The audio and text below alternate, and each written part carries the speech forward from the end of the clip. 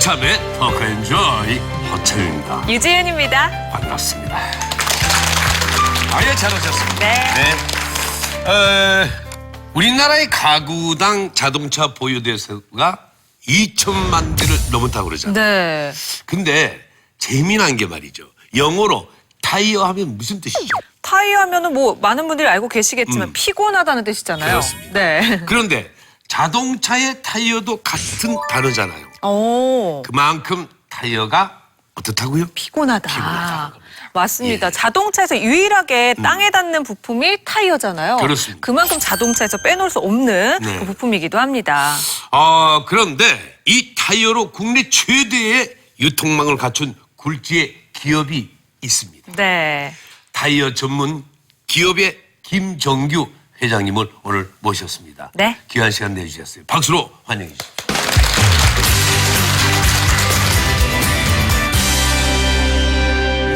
타이어뱅크의 김정규 회장. 그가 1991년 설립한 타이어뱅크는 획기적인 유통구조 개편으로 급성장하며 연매출 3천억에 달하는 국내 굴지의 타이어 전문 기업이 됐습니다. 지난해에는 한국 프로야구 공식 스폰서로 선정돼 큰 화제를 모으기도 했는데요. 타고난 승부사로 무에서 유를 창출하는 김정규 회장의 성공 스토리를 들어봅니다.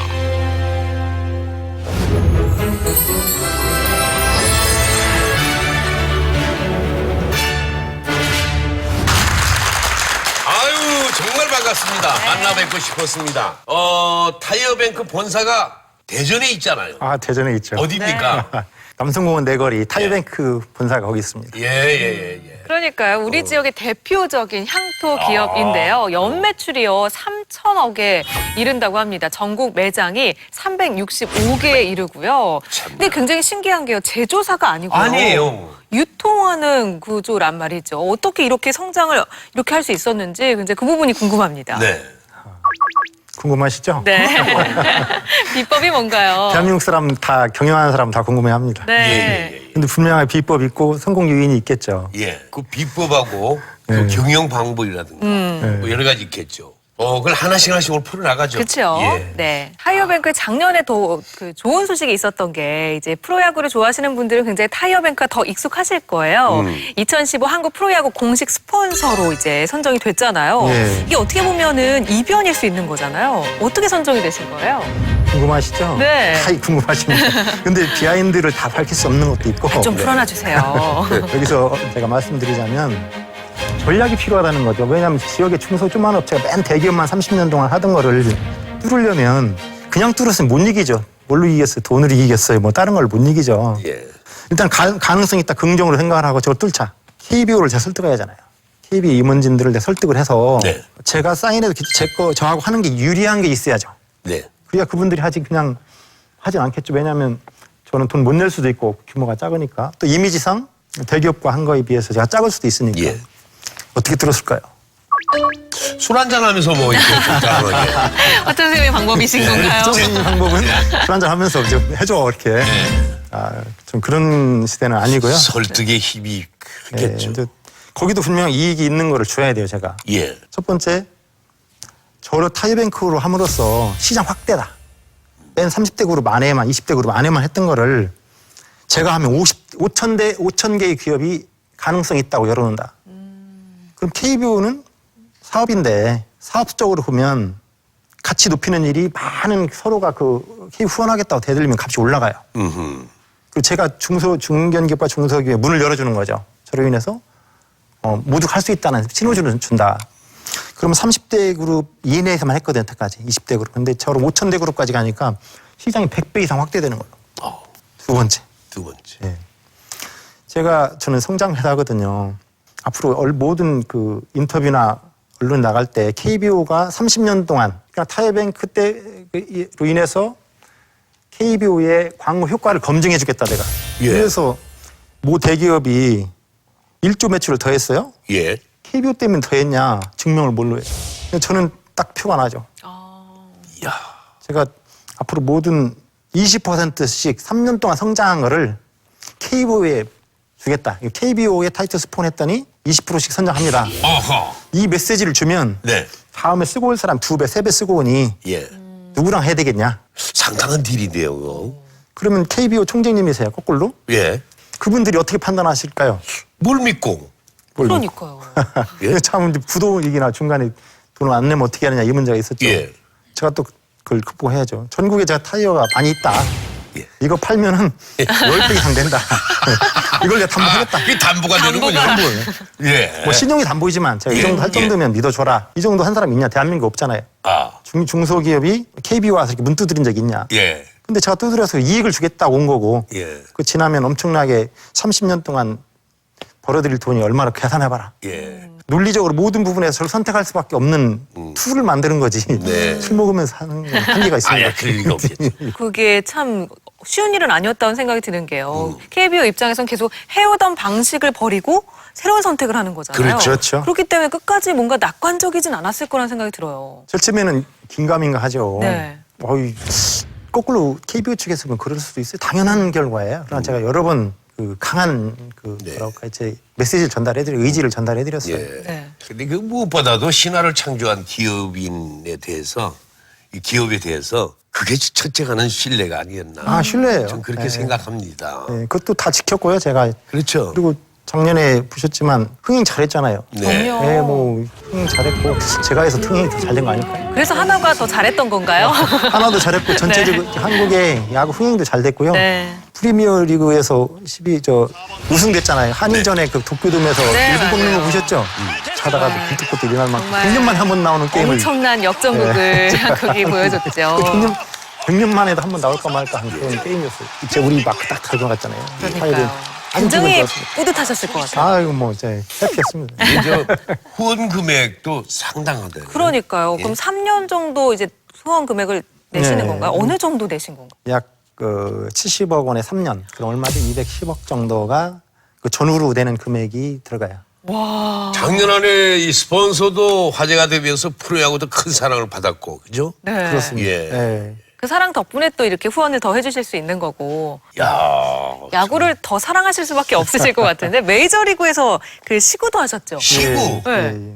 예. 다저스 구장에서 류현진이 있는 다저스 구장에 네. 가가지고 우리 가지고 왔는데 집사람하고 우리 딸들 데리고 가가지고 네. 그걸 시구했습니다. I'm on the floor, floor.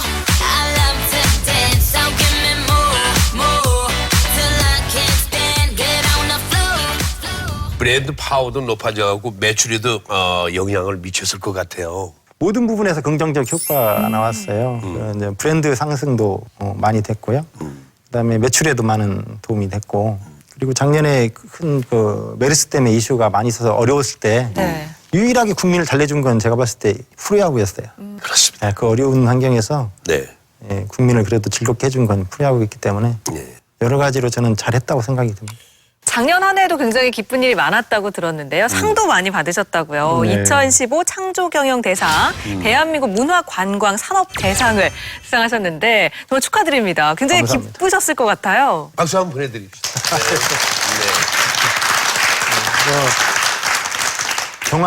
경영의 결과를 보면 네. 대부분 제가 타이어뱅크 운영 세계 최초 이런 뭐 창조적인 게 많았어요. 예. 문화관광은 그 프로야구를 흥행시켜서 네. 좀 그런 도움이 된 부분에 대해서 상을 주시지 않나 생각이 듭니다.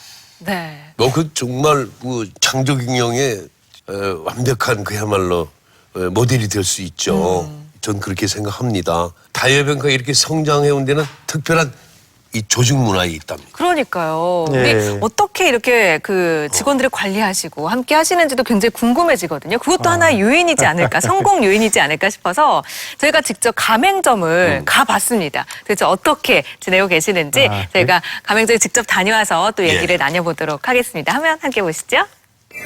세상은 넓고 자동차는 많다. 수많은 자동차만큼이나 다양한 것이 있으니 바로 자동차의 신발에 해당하는 타이어.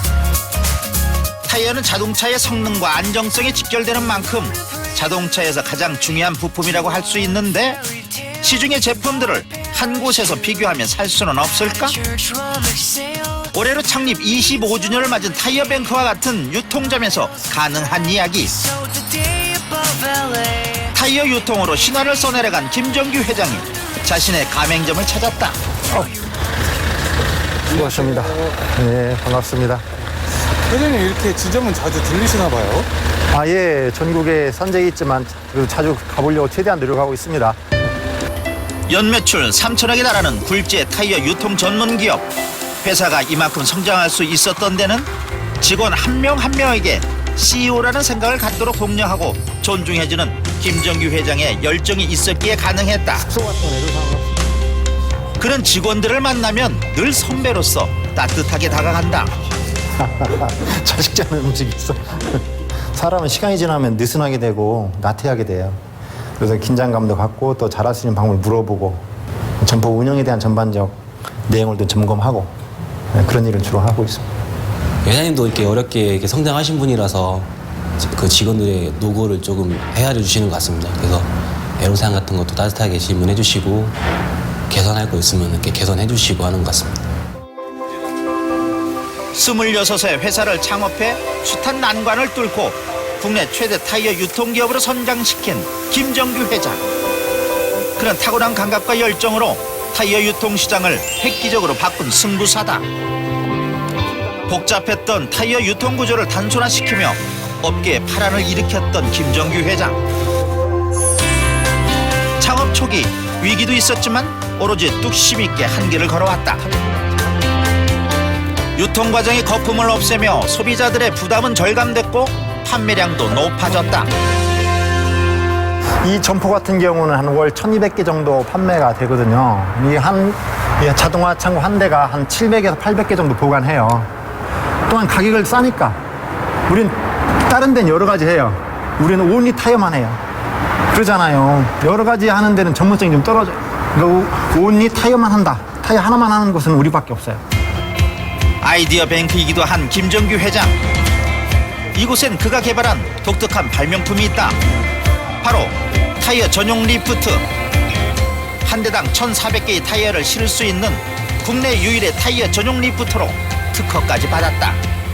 이 타이어를 올라오고 내리는데 직원들이 힘들어하고 또 보관이라 이런 게 힘들었어요. 근데 보관도 잘 되고 또 직원들의 그 편리성, 직원들이 이제 밑에서만 놓고 빼면 되니까 옛날에는 이걸 갖고 올라다니고 보관 힘들었어요. 아주 힘들었던데 이걸 제가 개발함으로써 직원들이 아주 편하게 일할 수 있고 타이어 보관도 아주 잘 되게 하는 그런 역할을 했어요.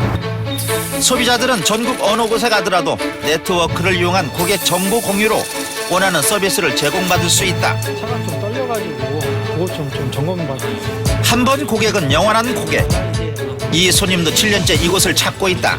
제가 장거리를 뛰다 보니까 중간중간에 이 점검이라든가 그 교체 시기라든가 이런 것 좀 알아야 되는데 그런 걸 제가 잘 모르지 않습니까? 근데 여기 오면은 그런 부분, 세세한 부분까지도 좀 잘 얘기해 주시고요. 그래서 2008년 이후부터는 계속 여기를 이용하는 것 같습니다.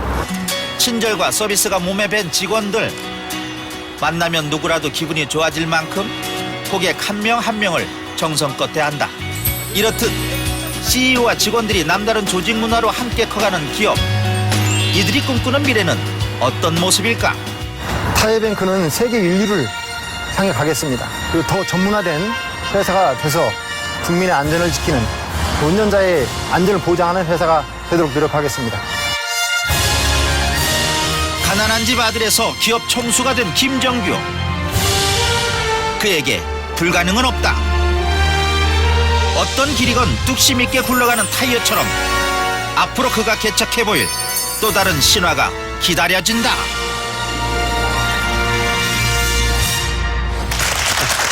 이야, 이게 직원들이 네. 저렇게 밝은 표정으로 일을 하는 모습 보면 하나의 자부심이 있다는 거예요. 네. 그 직원으로서의. 저런 직원을 갖고 우리 함께 일을 한다는 자체가 든든하시겠어요. 감사합니다. 어떻게 생각하십니까? 예, 아이 든든하죠. 예. 든든하고. 저희 직원들이 학력이 높지 않음에도 불구하고 제가 늘 꿈을 심어주고 또 주인의식 같이 경영한다. 또 그 늘 사업가 정신을 심어줘요. 네. 노력한 보람이 자기한테 노력한 데의 대가. 내 일요일날 출근했는데 그 대가가 나와야 되고 예. 토요일날 출근했는데 대가가 나와야만 자기가 눈빛이 고객을 끌어들이는 눈빛이고 열심히 하는 예. 눈빛이 고객한테 전달될 거 아니에요. 예. 사람이란 이기심이 있어요. 경쟁심도 있고. 그게 옛날에는 나쁠 거라고 생각했거든요. 네. 선물이에요, 제가 보니까. 경쟁심이요. 사람을 이롭게 하고 발전적으로 만들어요. 적당한 경쟁심이 필요하다. 네, 적절한 경쟁심이. 라이벌 의식이. 그게 자기를 발전시켜요. 아니면 뭐라고 할까요? 나태해지거든요. 안주하지 않게 만드는군요. 그렇죠. 안주하지 않게 만들죠. 또 우리는 그 각자의 사업가로 만들거든요. 열심히 노력한 만큼 보답이 따르도록 네. 시스템이 그렇게 되어 있죠. 아하. 네. 한 만큼의 인센티브가 주어진다. 네, 한만큼 인센티브가 보답이요. 주어지죠. 네, 그렇게 늘 그것이 돼야. 그렇지 않으면 열심히 신도 열심히 안 할 걸요. 예. 저는 그렇게 생각해. 신도 열심히 안 할 거다. 아. 네.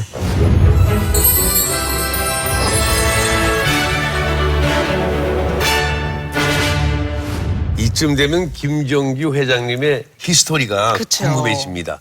어떻게 해서 이 자리에 오르셨는지. 자, 우리 김정규 회장님 어린 시절로 한번 거슬러 올라가 보겠습니다. 네. 고향은 어디세요? 고향은 제가 충남 서천하고 부여의 경계를 태어나서 이 경계가 한 500m 돼서 네. 뭐 왔다 갔다 합니다. 어. 그래서 부여 사람도 많이 알고 서천 사람도 많이 알고 예. 또 중학교는 부여에 있는 군에 속한 또 중학교를 다녔고 어디요? 홍산중학교라고요. 저 부여군 홍산면에 있는 홍산중학교를 예. 다녔고 또 초등학교는 서천군 마산면에 있는 지산초등학교를 다녔고 네. 초등학교 지금은 없어졌어요. 아, 그렇습니다. 예, 그렇습니다. 회장님 어렸을 때부터 이렇게 멋진 사업가가 꿈이셨을지가 궁금해요. 어렸을 때부터 꿈이셨나요? 누구나 어렸을 때는 노는 게 꿈이죠. 잘 놀고 되는데 아이고, 대통령도 있고 꿈이 아니, 여러 저- 있잖아요. 사업가도 있고. 네. 방청객 계신 분께서 죽음 경험하신 분 있을까요? 죽음을 경험하신 분. 죽음을 경험하신 분? 있으면 안 되지 역시 않을까요? 장수하실 그 사람이 한 분도 안 계신데 죽는 느낌 어떨까요? 왜 느닷없는 그런 회장님은 질문을. 그럼 혹시 그런 죽음 경험이 경험을 있으신 하셨어요? 거예요? 저는 죽음을 경험을 했죠. 어떤 뭐 얘기인가요? 때문에요? 굶어 죽는 경험. 아사. 네, 정말 무서운데 아사가 슬프고. 예, 죽음이 어떠냐면 걱정하지 마세요. 죽을 때 사람은 몽롱한 상태로 죽습니다. 초등학교 때 제가 걸어가다가 저도 모르게 쓰러져요.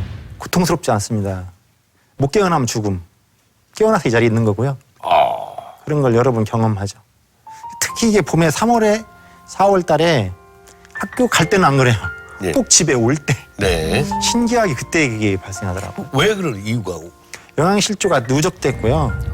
또 긴장해도 나른하잖아요. 3, 4월 되면 아침에는 좀 춥고 긴장되고 그런데 그때 나른함하고 겹쳐서 그런지 하다가 그런 쓰러진 경험을 하는데 못 깨어나면 굶어 죽은 거예요. 그렇게 가난하셨다고요? 네, 제가 가난했어요. 집안이. 저희 집이 옆집은 그래도 밥을 먹는데 우리 집만 밥을 못 먹고 있는 거예요. 우리 집이 가난한 거고 우리 집이 가난한 거고 두 번째 나라가 가난한 거 있어요. 70년대 초니까요. 지금은 굶어 죽진 않잖아요. 어떻게든 나라가 잘 살으니까. 근데 저 갈 땐 나라가 구제할 수 없는 곳이었었어요. 그 당시에 아무리 굶어 죽는다고 해서 누가 뭐 할 수 있는 여건이 안 됐으니까 저는 그런 경험을 그때 했죠. 일례로 들면 어릴 때 뭐 도시락이 없어서 물만 먹고 운동장에서 배를 채우고 공부하고. 그런 경험 많이 하셨죠. 그러면은 하셨죠, 수산 선생님. 아니 저는 뭐 잘 살아가고요. 그 정도. 아이고 말도 마세요. 그 당시 다 어려운 때 그렇죠. 아닙니까? 예. 네, 그럴 때니까 도시락 하나 가져가는 것도 정말 감지덕지고. 해피한 거죠. 예. 저희 어머님 생각에 뭐 자녀를 살리고 싶고 먹을거리는 없고 그러니까 이 도시락에다가 가장 싼 소금이 뭐냐면 뻘 흙이 좀 섞여 있는 그 정제되지 않은 그런 예. 가장 그냥 싼 거죠. 예. 그런 걸 해서 밥에 뿌리면 그냥 맨밥은 맛있어요. 씹으면 씹을수록 맛이 있거든요. 달콤하죠. 근데 거기다가 뿌려놓으면 도시락을 넣으면요. 바다 비린내 확 납니다. 신기하게 나요. 이 바다 비린내가. 바닷내. 예, 바닷내와 비린내가 쫙 납니다. 예. 다 도망가죠. 다 도망가던 친구들이 옆에 있던 도시락 냄새가 이렇게 나죠. 어머님은 살려야 되니까 자식을 살려야 되니까 소금을 넣어서 간을 맞춰야 된다고 생각하신 거고 네. 먹는 입장에서는 밥만 싸주면 고마워. 내가 제 실력이 다른 친구들 거 뺏어 먹을 수 있는 실력은 되는데 어머님은 자녀 살리겠다라는 강한 의지 때문에 그걸 하신 것 같아요. 야 어느 정도의 가난인지 상상이 갑니다. 그 배고픔 자체도 넘어서서 거의 아사 직전까지 못 깨어나면 그걸 죽음이죠. 몇 번이나 경험하실 정도로 그렇게 하면서 초등학교를 졸업을 하게 되고 어허. 가족이 어떻게 됩니까? 몇 남매? 그 당시는 부모님, 어머님, 아버님 살아계셨고요. 지금 아버님 살아계신 이제 노환이 이제 나이가 이제 많으시고. 근데 이제 오형제 제가 가운데인데 다들 자기 살기가 바쁘니까 지금 이렇게 보면 초등학교 이후로 국가나 뭐 어떤 그 부모의 도움은 거의 못 받고 혼자 생존해야 되는 시간들이 많았어요. 그렇습니다. 중학교 다니다가 홍산중학교 다닐 때 중학교 선생님한테 9시 반까지 지각 치지 말아달라고 그랬어요. 새벽 3시면 일어나서 우유 배달 몇 개 하고 신문 배달 몇 개 하고 그리고 학교 가면 9시 한 15분 됩니다. 9시 네. 시작하잖아요. 네. 지각을 계속 치는 거예요. 저 그럼 학교 못 다닙니다. 아. 제가 스스로 벌고 스스로 생존해야 되니까 제가 안 쳐준 적이 있어요. 이제는 소년기에 들어서면서 이제 아르바이트도 하면서 이제 예. 그럼 이제 초등학교 이후부터는 스스로 학비를 다 예, 이제 해결하신 건가요? 모든 걸 스스로 해결하는 과정을 거쳤죠. 그럼 그때 아르바이트 하면서 직접 이제 학비도 버시면서 그때 네. 좀 뭔가 사업을 해야겠다. 사업가로서의 꿈을 더 키우신 건가요? 아, 그때 꿈을 키웠어요. 예, 그때 마음을 정해진 것이다. 이제 억만금을 받아도 월급 생활 안 한다. 내가 스스로 잘 살아야 되고 나라가 잘 사는 이 두 가지를 일하자. 그 길이 뭐냐? 그 당시 70년대 초에 외국에 나갔던 기업가들이 주로 보는 것이 야, 기업이 있는 나라는 잘 살더라. 기업이 없는 나라. 뭐 한국이 못 사는 거 보니까 기업이 없더라 이거였어요. 예. 그런 칼럼들을 써내고 그랬어요. 나 기업가가 돼야 내가 잘 살고 나라가 잘 사는구나.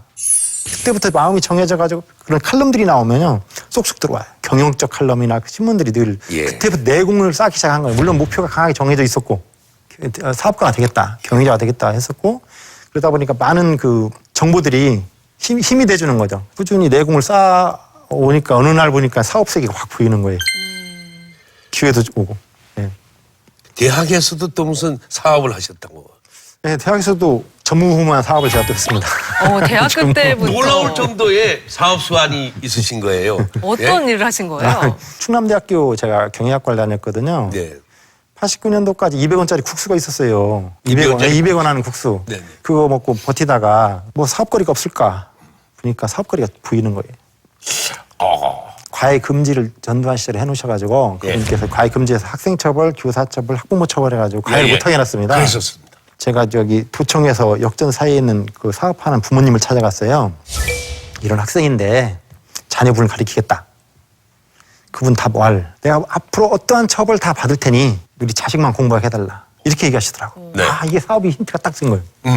그잖아요. 그렇게 얘기하시는지 사업거리가 어떠한 희생을 다 감수하고라도 학생의 성적만 좋으면 되는구나. 이게 딱 오는 거예요. 우리나라에서 교육률은 대단하잖아요. 그렇죠. 근데 이런 학원이 없을 때예요. 네. 그 당시 그렇게 했는데 제가 보니까 시장이 있어 보여요. 그래서 시장이 보여요. 와, 사업거리가 보인 거예요. 굉장한 사업거리가. 예. 사업거리가 보여서 과외지도 모집을 했어요. 3,000명씩 왔어요. 가르치겠다 3,000명, 예. 배우겠다 3,000명. 예. 그 당시로 보면 대학생들이요. 아르바이트 거리가 없었어요. 등짐 지는 거 아니면 레스토랑에서 아르바이트 게 1%, 2% 많이 10% 이내였어요. 그러다 보니까 다 실업인 거예요.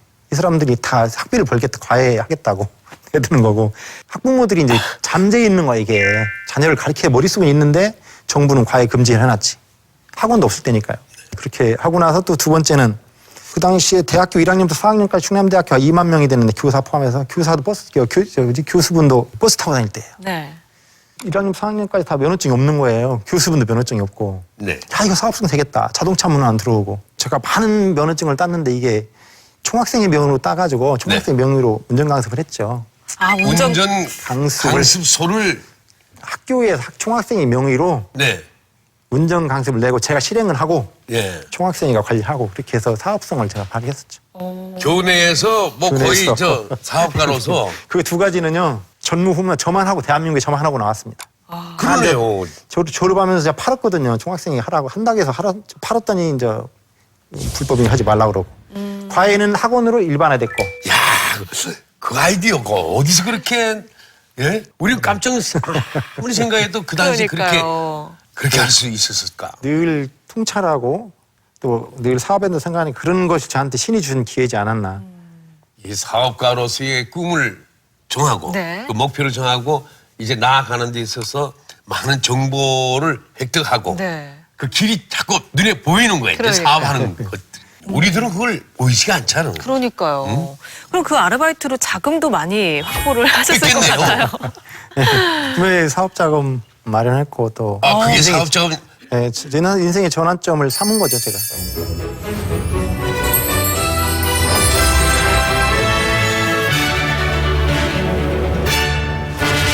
졸업 후에 26세 나이 1991년 드디어 타이어뱅크를 이제 세우게 된다. 맞습니까? 예, 그렇습니다. 예. 불과 몇 년 사이입니까?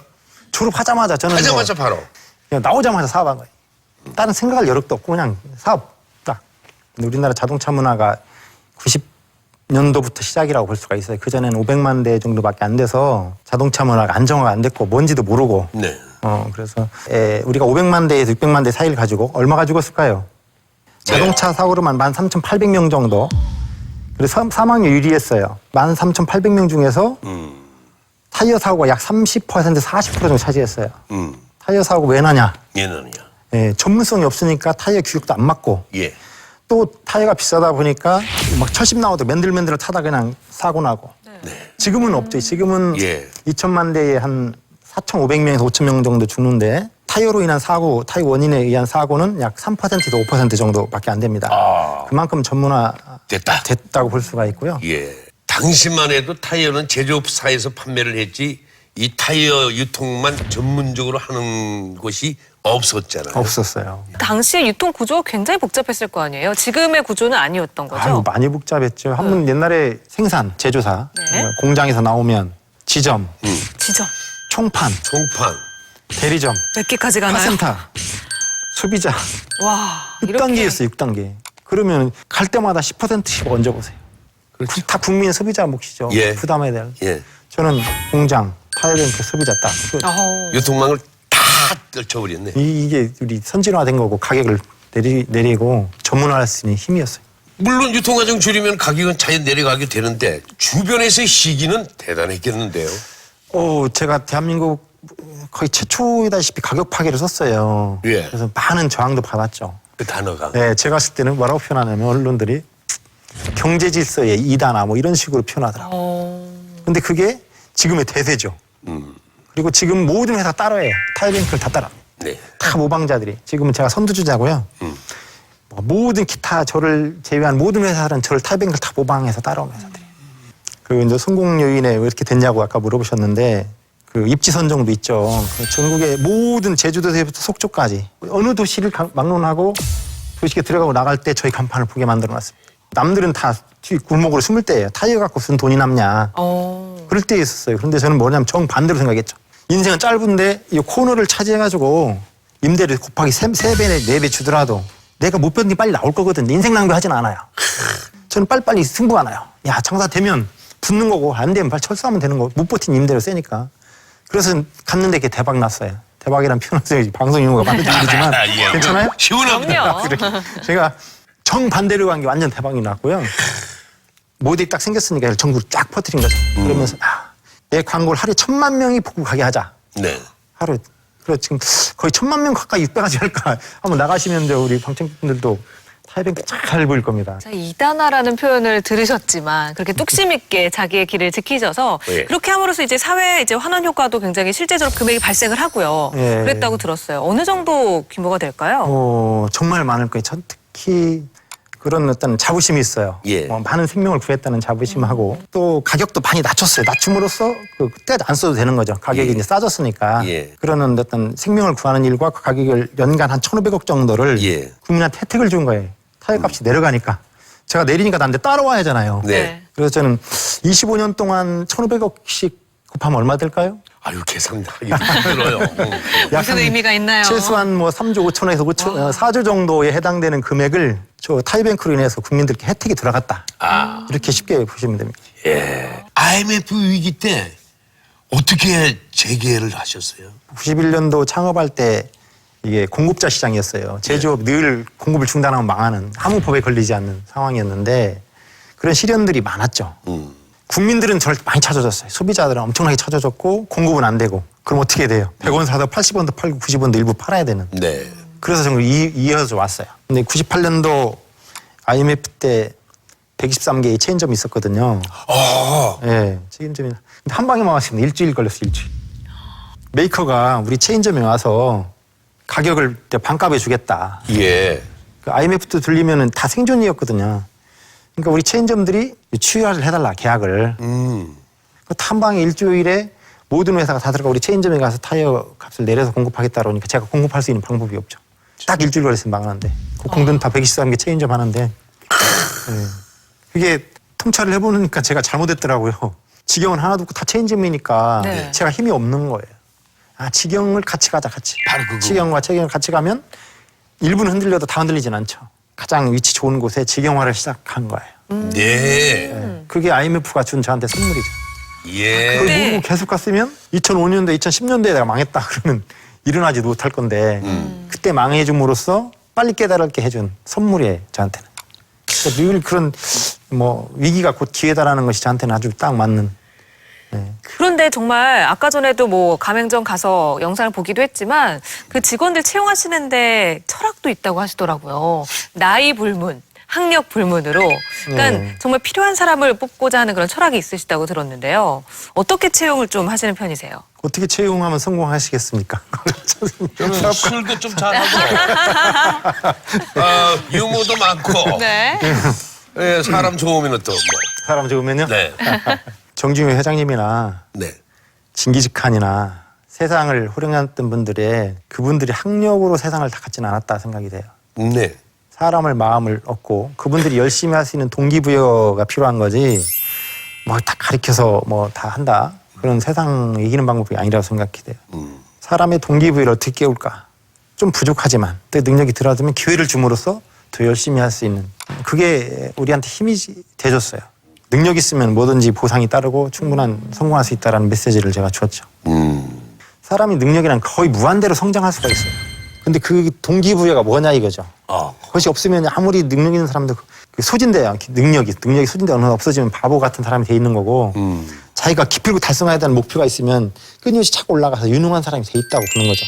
그럼 동기부여를 쳐서 유능하게 만들어서 제가 쓰는 일이다. 제가 만나는 사람 다 보통 사람이죠. 다 특별한 사람을 만나서 하겠어요? 신을 만나서 사업하겠어요? 참 동기부여가 대단히 중요한 겁니다. 그 가정도 마찬가지예요. 예? 그냥 돈 안 벌어온다고 막 뭐라고 하는 게 아니라 돈 벌어겠고 칭찬해주고 아이고 이렇게 또 벌어왔어. 누군가에게 지금 메시지 보내시는 건가요? 아유, 당신 아니면 누가 이렇게 해. 정말 행복해. 뽀뽀 따일. 오, 그렇지. 지금 한 분께서 굉장히 잘 들으셔야 될 것 같다는 생각이 듭니다. 누군가에게 메시지를 전하시는 건가요? 알았어.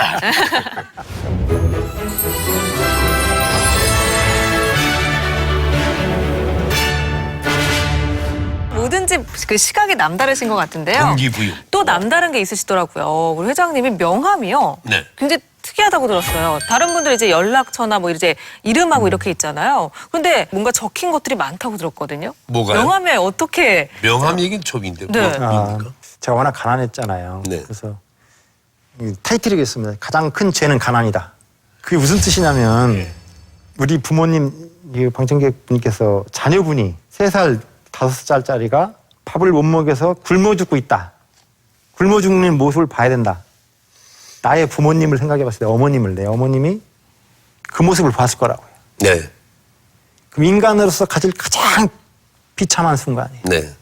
저는 정말 가난해 봤기 때문에 정말 그건 죄악이었어요. 특히 어머님이 자녀를 보는 것은 인간으로 감당하기 어려운 고통이었을 거예요. 제가 봤을 때 그래서 늘 제 명함 제일 먼저 타이틀을 갖고 있고 성공과 부자의 길 20가지를 거의 다 써놓고 있거든요. 성공과 부자의 길. 왜 그러냐면 저는 어느 정도 성공과 부자의 길 가고 있습니다. 그럼 더 많은 대한민국 사람들이 많은 사람이 성공과 부자의 길을 가게 해야 되겠는데 뭐 10분 이상 대화할 수도 없고 내가 이렇게 설명한 한계가 있고 그래서 명함을 다 유출해봤어요. 성공자들의 각 방법. 그런데 거의 공식이 비슷해요. 그걸 다 정리를 해봤어요. 네. 어떤 사람이 성공하나. 네. 명함 20가지에 다 들어가 있어요. 나왔습니다. 네. 성공과 부자의 길 20가지. 첫째. 목표를 세우고 목표는 이루어진다는 신념을 가져라. 이걸 제가 목표 때문에 오늘 있는 거거든요. 네. 그다음에 도전과 개척정신 그리고 자신감이 있어야 한다는데 역사는요. 세상은 도전자와 개척자 이것이었어요. 우리 지역이 잘 살고 대한민국이 잘 살려면 도전과 개척정신을 꼭 가졌으면 좋겠습니다. 네. 네 번째, 일과 스트레스를 가장 친한 인생의 친구로 생각하라. 이해되세요? 일과 스트레스. 이게 쉽지 않은 일 아닌가요? 일과 스트레스를 가장 친한 인생 친구로. 이게 어떻게 가능한 건가요? 가능하세요, 선생님? 지독한 스트레스는 적당한 푸는 기회를 저는 자주 갖습니다. 뭐 그 방법이야 여러 가지가 있겠죠. 네. 예. 그게 잘 풀어져요, 또 전혀. 아, 그러시군요. 예. 그게 그때 힘이 또 커요. 얘기는 안 할게요. 뭔지 이게 일을 하면 추측이 그 되는데. 스트레스 글로 풀면은 좀 그 다음 날은 또 원기 회복이 되고. 아, 그러시군요. 예.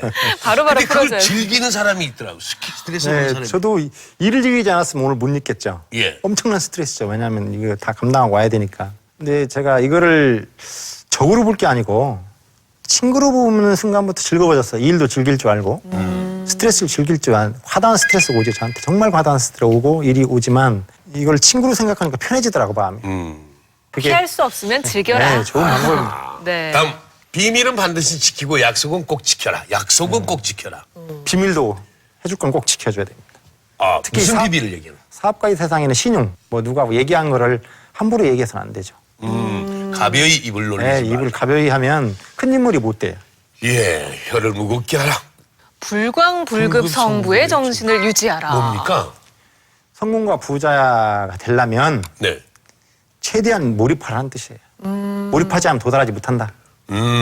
어중간하 이렇게 하고 대충 있으면 해서는 안 되는 거군요. 성공과 부자가 되는 것이 쉬운 일인가요? 어렵잖아요. 네. 몰입을 해줘야 돼. 가장 못 사는 나라에서 가장 잘 사는 나라가 된 싱가포르의 방법을 알아라. 이건 어떤 얘기인가요? 이거요? 60년대에 똑같이 우리가 80불의 나라였는데 2000년대에 36,000불이 넘게 됐어요. 네. 그러면 80불에서 어떻게 36,000불 간 전무후무한. 근데 이 싱가포르는 자, 천연자원 전무, 짬뽕 국가, 다민족 국가거든요. 문맹인들 가득 찼어요. 나라를 세울 수 없는 여건에서 또 적도를 지나요. 네. 상시 늘어져. 30도, 40도로는 사람이 늘어지게 돼 있거든요. 예. 나라를 세울 수 없는 곳에서 40년 만에 80불의 나라에서 36,000불의 나라가 됐으면 네. 그 사람의 리더십을 볼 필요가 있죠. 아하. 긍정적이고 적극적인 말을 하며 언제나 보다 나은 방법을 생각하라. 허찬 선생님처럼. 네. 네, 모든 것을 사랑하고 사랑을 사랑. 넘치게 하라. 저는 이 18번째 있는 게 굉장히 자기 몸을 성전처럼 돌보고 가정을 천국같이 만들라. 지금 이 말이 굉장히 그렇습니다. 인상 깊은데요. 네. 근데 또 여기 지금 방청석에 또 아내분과 또 같이 나와 네. 계시잖아요. 이 말에 대해서도 하실 말씀이 있지 않으실까. 정말 실천을 하고 계시는지 이 부분도 굉장히 궁금하고요. 한번 여기, 이야기를 여기. 나눠볼까요? 네. 지금 이 얘기 아까 전에 이제 그 가정은 또 천국같이라는 얘기가 있었는데요. 남편으로서는 어떤 회장님이신지도 궁금합니다. 아, 굉장히 가정에서도 따뜻한 사람이고요. 네. 모든 사람에게 다 따뜻하게 따스함을 전달하는 사람이에요. 모든 사람이 따뜻함을 네. 전달한다고요. 항상 먼저 이제 가족이나 저희는 이미 저희 집은 천국이에요. 오. 천국이에요? 예, 왜 천국이냐면 딸아이들이 귀한 딸아이들이 셋이나 있어요. 딸부잣집이에요. 예, 딸부잣집이고요. 네. 그래서 아빠가 항상 아이들한테 먼저 배려하고 사람을 존경하게끔 항상 이게 좀 나름대로 이게 교육을 시키고 있어요. 교육을 시키면 천국 같은 분위기가 아닌데. 그리고 일단요, 워낙에 이제 사업을 하시면 바쁘시잖아요. 그러니까. 집에서 가족들하고 보내실 시간이 많이 없지 않을까. 시간은 항상 많지 않아요. 네. 항상 바빠서 가족하고 늘 함께하는 시간이 적은데 네. 적은데. 최선을 다해서 아이들하고 저하고 행복한 가정으로 만들려고 노력은 하시는 분이에요. 그 마음이 느껴지시는군요. 네. 지금 그 천국입니까? 믿을 수 없다는 지금 반응을 뭐. 보이고 계세요. 아, 항상 뭐. 선택을 먼저 하게 해주니까 그게 천국인 것 같아요. 저한테는. 예. 예. 어떻게 보면은 이제 CEO시기 때문에 이렇게 명령을 내릴 수도 있는 건데 그게 아니라 항상 그렇지 않습니다. 의견을 예. 물어보고. 가장으로서의 이제 그 위험이라든가 교육할 때도 그 엄함 이런 것이 아니고 기업의 눈을 틀고 집에 들어오면 아빠가 돼서 단란하게 뭐 많이 일도 도와주시고 가정적인 면 이런 걸 얘기하시는 겁니다. 그 제가 도와주지는 못하고요. 애들 안아주고 이런 거는 잘하는데 예. 집사람은 살림을 도와주긴 그건 제가 못합니다. 워낙 밖에서 많은 스트레스를 갖고 들기도 네. 하고 지쳐오기도 하죠. 예. 지쳐오는 걸 잘 받아줘서 감사하고요. 예. 마지막으로 이제 회장님께 남편분에게 하고 싶은 이야기 있으시면 한마디 해주시죠. 항상 너무 바쁘시니까 건강을 못 챙기는 것 같아요.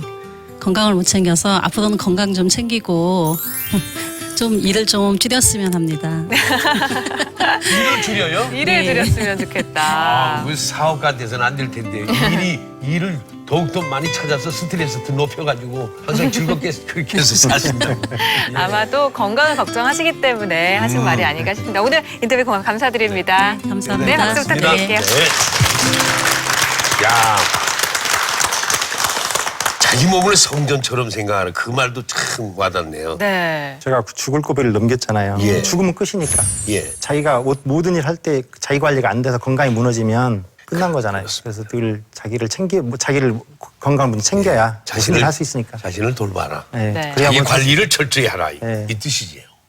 그래서 여태까지 크게 아프진 않고 온 것 같아요. 올해로 이제 타이어뱅크가 25돌을 맞습니다. 맞습니까? 네. 예. 올해 목표로 세운 게 있다면 혹시 말씀해 주실 수 있습니까? 올해 목표는 크게 두 가지인데요. 하나는 올해도 이제 제가 스폰 하거든요. 타이트 스폰에서 야구 흥행해서 네. 국민들 즐겁게 해주고 예. 우리 이제 브랜드 가치도 올라갔으면 좋겠고요. 두 번째는 제가 CU 고등학교를 만들려고 해요. 올해 이제 적극적으로 늘 노력을 해왔는데 예. 올해는 꼭 좀 성사가 됐으면 좋겠어요. CU 고등학교. 네, CU 고등학교. 그럼 이제 뭔가 성공하는 비법을 다 전수해주고 싶으신 건가 봐요. 이 해석이 정확하네요. 네. 아까 전에도 얘기를 막 해주신다고 하셨는데 그러니까요. 그 근데 비법이 그 도대체 얘기를 좀 뭔지. 해드릴게요. 네. 일본이 지금 500년 동안 잘 살아요. 550년 됐죠. 일본이 우리보다 못 살았어요. 뭘 잘 사는 것도 없는데 왜 잘 살을까요? 잘 사는 이유가 있습니다. 1543년도에 포르투갈 상인이 이 일본 해안에서 난파선이 돼가지고 이제 일본인들을 만나게 되는데 총을 갖고 있었어요. 오다 노부나가 보니까 총이 있거든. 일본이 그 당시 막 부족, 막 싸움 국가의 전국 시대. 조그마한 나라끼리 맨 전투하고 이런 나라에서 나라도 아니었죠 뭐. 네. 나라라고 할 수도 없었는데 총을 갖게 된 거예요. 그러면서 일본을 통일해요. 그리고 그 총을 갖게 된 시발점이 500년간, 1000년간, 일본 1000년간 잘 사는 근본이 됐어요. 통일하고 난 힘이 남아서 1590년 임진왜란 우리 맞죠. 엄청나게 두드러 맞고 우리 피파를 당합니다. 저기 선조 파천도 하고. 예. 그런데 또 그 300년 동안 우리 저 일본보다 더 좋은 총을 만들어야 되는데 안 만든 거예요. 또 당하는 거예요. 전 안타까워요, 역사가. 지금 550년 됐는데 앞으로 450년 일본이 망하려면 450년 더 기다려야 돼요. 1000년간 잘 사는 일이 딱 그 하나로 시작된 거예요. 그럼 거꾸로 우리나라 1000년간 잘 사는 방법 지금 시작해야 된다. 어떻게 하면 될까요? 알려주세요. 알고 싶습니다. 역사는 되풀이되는 똑같은 지금 이대로 가면 또 당합니다. 제가 봤을 때 일본한테 또 당하고 또 맞고 또 억울하다고 얘기해요. 자, 우리 1000년 동안 잘 사는 일을 해봅시다. 자, 이렇게 하면 됩니다. 영토전쟁 시대에는 왕의 아들도 활을 쏘거나 칼싸움에서 영토 방어를 하거나 침범을 해서 영토를 빼앗거나 영토를 방어를 했어야 되고, 농경사회는 농업고등학교 이런 거 학교를 많이 농사를 잘 짓게 만드는 거예요. 산업사회에서는 기계공고를 많이 만들어서 사람 몇 군을 내보냈어요. 자, 그럼 무슨 시대가 올까요, 다음에? 정부가 하고 있습니다. 정부는 다 갖고 있어요. 미래는요, 기업의 시대, 지금도 기업의 시대가 열렸습니다.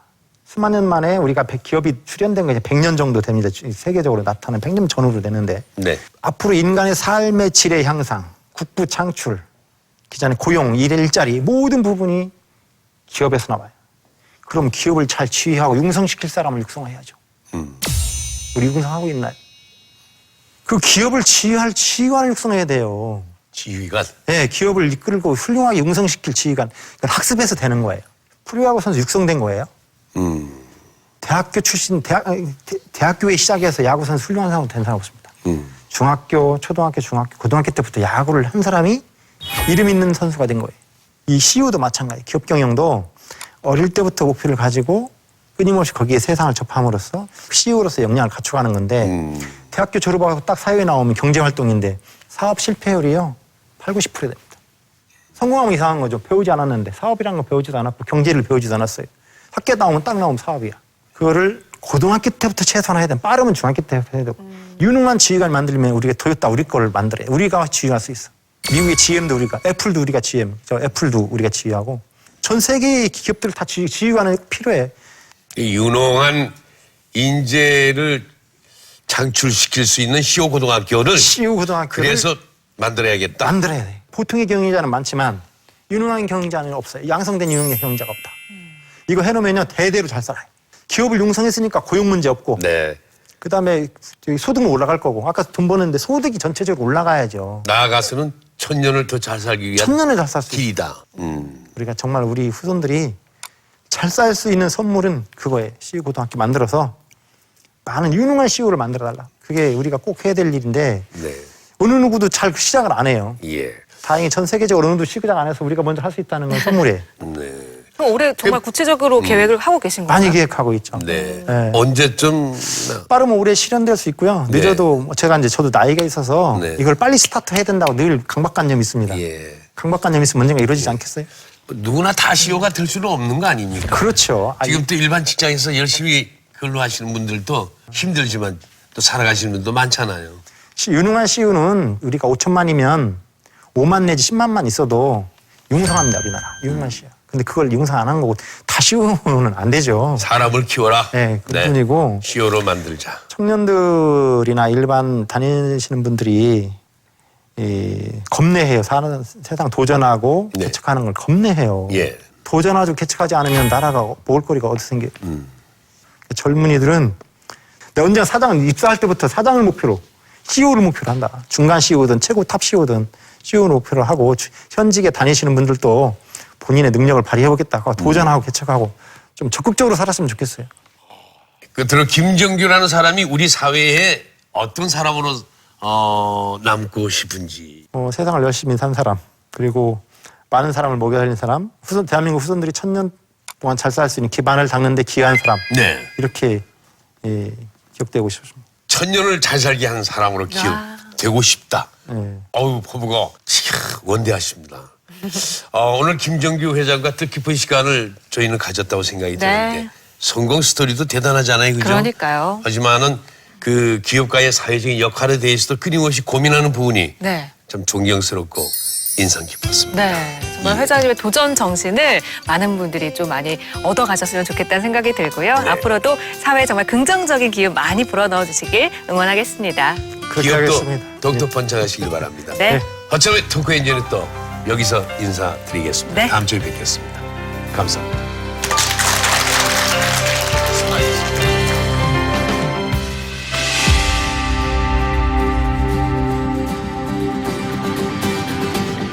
대한민국 후손들이 1000년간 잘 살 수 있는 일을 하자. 네. 제가 CU 고등학교를 만드는 일이니까 만들어가지고 1000년 동안 잘 살게 하겠습니다.